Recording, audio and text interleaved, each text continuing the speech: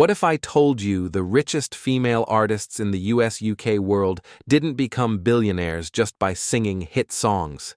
Because the real money isn't only in the music, it's in ownership of the tour machine, the brand equity, and the catalog that keeps paying long after the spotlight moves on. Tonight, we're counting down the top 3 richest, most powerful female artists dominating the conversation right now.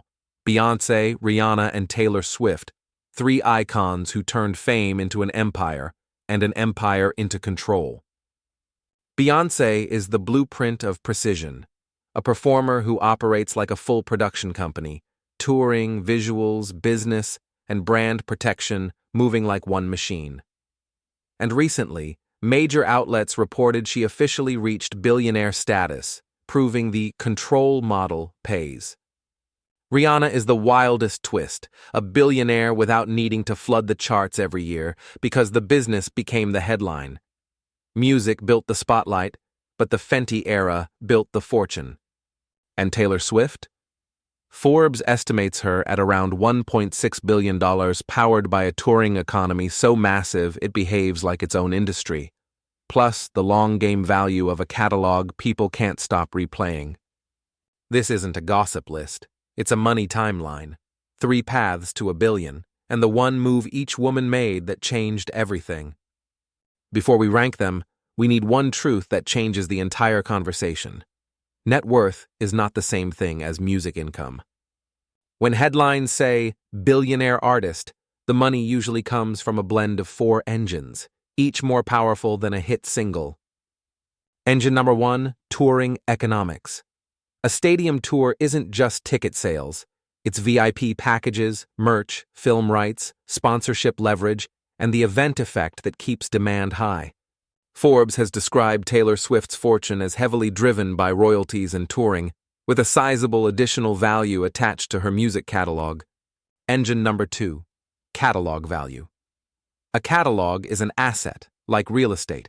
It produces cash flow through streaming, licensing, sync deals, and long-term valuation.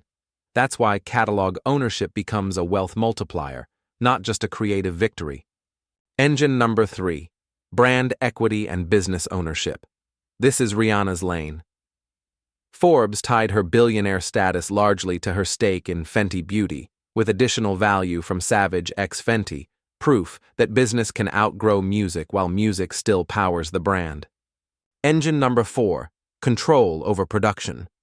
Beyoncé has operated like a full company for years, and Forbes reported she reached billionaire status with wealth driven mainly by touring music success, supported by business ventures under her ecosystem. So here's our rule for this countdown. For each woman, we're not just asking how much is she worth. We're asking what machine is paying her right now, even when she's not on stage. If there's one word that explains Beyoncé's wealth story, it's not talent, it's control. Because Beyoncé doesn't move like a typical celebrity who waits for offers and then reacts to the market. She moves like a company. A tightly managed operation where music, touring, visuals, partnerships, and brand protection all serve the same goal: long-term power. That's why she fits perfectly at number 3 on this list. Not because her impact is smaller, because it isn't, but because her fortune is built on a model that's harder to measure from the outside, a system where the artist is also the executive. Here's the turning point that matters most. At some stage, Beyoncé stopped being a singer with a team and became a team with a singer. That shift changes everything. When you control the creative direction, the rollout, the production, and the right structure around your work, you stop living at the mercy of trends. You start shaping the trend. And the clearest proof of how profitable that model is came recently, when Forbes reported Beyoncé reached billionaire status in late 2025, placing her among a small group of billionaire entertainers. But the money isn't just one thing, it's stacked. First, touring as a premium product. Stadium tours aren't only ticket sales, they're logistics, pricing power, demand management, premium experiences, merch, and media extensions. When you're Beyoncé, a tour isn't a schedule, it's an economy. Second, visuals and media as ownership, not decoration. Beyoncé treats visual projects like strategic assets. The visuals aren't extras. They're part of the brand's core value, proof of quality, proof of scale, proof of authority. That reputation increases leverage for everything else she touches. Third, an ecosystem that protects the brand. In the billionaire tier, the real fear is not failing, it's dilution. Beyoncé's operation is built to prevent dilution. Fewer appearances, higher impact, less noise, more control. That's why every move feels intentional, and why the business side stays strong. So, Beyoncé's billionaire story isn't a mystery. It's a blueprint. Operate like a controlled machine, build premium demand, protect your brand like an asset, and keep the system moving whether you release music every month or not. And now we move to number 2, because Rihanna is the most shocking path on this list. Beyoncé became a billionaire by building a controlled empire around art. Rihanna became a billionaire by turning the spotlight itself into a business that outgrew the music. Rihanna's wealth story is the one that rewires how people think about richest artist, because her path doesn't follow the traditional music blueprint. Most stars treat business like a side quest, perfume, a clothing drop, a quick endorsement. Rihanna treated business like the main storyline, and music became the amplifier that made the storyline unavoidable. That's why she lands at number 2. The turning point is simple, but brutal in its clarity. Rihanna didn't just attach her name to products. She built equity-level power, the kind of ownership that scales even when you're not releasing an album every year. Forbes' billionaire reporting around Rihanna has consistently pointed to her stake in Fenty Beauty as the core engine of her fortune, with additional value from Savage X Fenty, a structure that looks less like celebrity merch and more like a modern empire built on brand, distribution, and demand. Forbes.com. Here's why this matters. Music income is powerful, but it's often cyclical. You spike with an album, you spike with a tour, then you cool down. Business ownership can be different. It can become a compounding engine. If the brand grows, your stake grows. If the category expands, you expand. If the customer base widens, the revenue doesn't depend on chart placement. Rihanna's genius was understanding that her celebrity didn't have to be her product. Her celebrity could be her distribution channel. She built a brand identity that feels modern, global, and culturally fluent, then placed it in sectors that can scale massively: beauty and lingerie. Those categories don't just sell an experience, they sell habit, repeat purchases, loyalty. That's the kind of consumer behavior that turns fame into something more stable than applause. And then there's the smartest part: scarcity.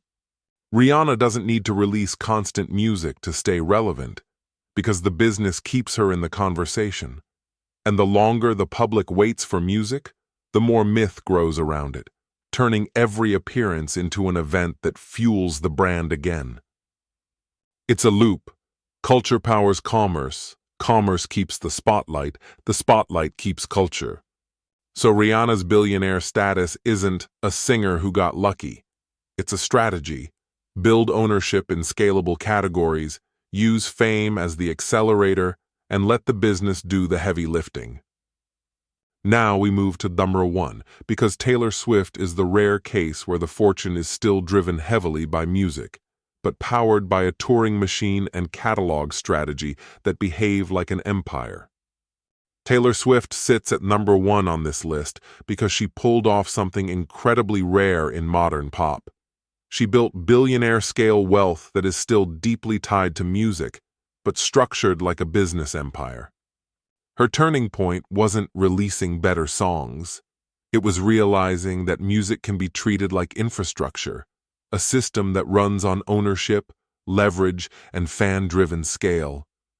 Forbes has estimated Swift's net worth at around $1.6 billion, and the logic behind that number is what makes her story so powerful. Her fortune isn't one big payday. It's a stack of assets, touring revenue, royalties, and the long-term value of her music catalog, moving together like a machine. But here's what people miss. Taylor didn't just tour. She turned touring into a global economy. A stadium tour at that level isn't simply tickets sold.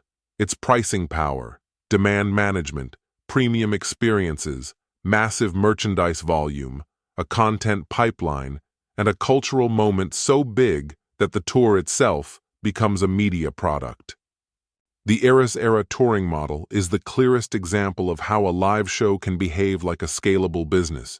Because once it becomes the event everyone must see, the value multiplies far beyond the stage. Then comes the second pillar, catalog power. A music catalog is not just art.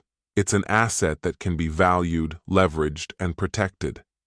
Catalog value grows when the music stays culturally relevant, when streaming stays strong, and when licensing opportunities remain premium. Swift's strategy has consistently pushed her catalog into the center of the conversation, not as nostalgia, but as a living, expanding library. That strengthens the long-term cash flow and the perceived value of the work itself. And this is where the empire feeling becomes real. Swift's fandom isn't just a fan base, it's a distribution network. Her releases don't simply drop. They launch as events with built-in momentum. Physical sales, streaming spikes, social amplification, press cycles, and extended engagement that keeps the catalog alive between albums. When the audience behaves like an engine, the artist gains negotiating power with everyone: venues, distributors, platforms, sponsors, and partners.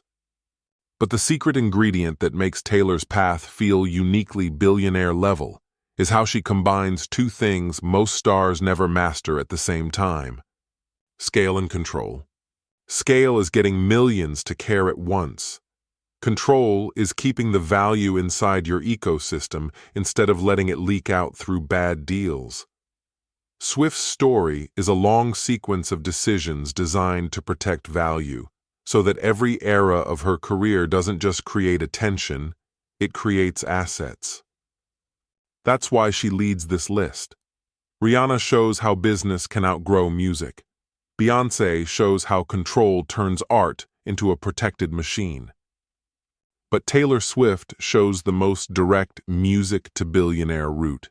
Build an event economy around your tours, strengthen the long-term value of your catalog, and turn fandom into infrastructure that keeps paying, year after year. Now let's bring the three together, because the real lesson isn't who's number one. It's how each of them became impossible to replace.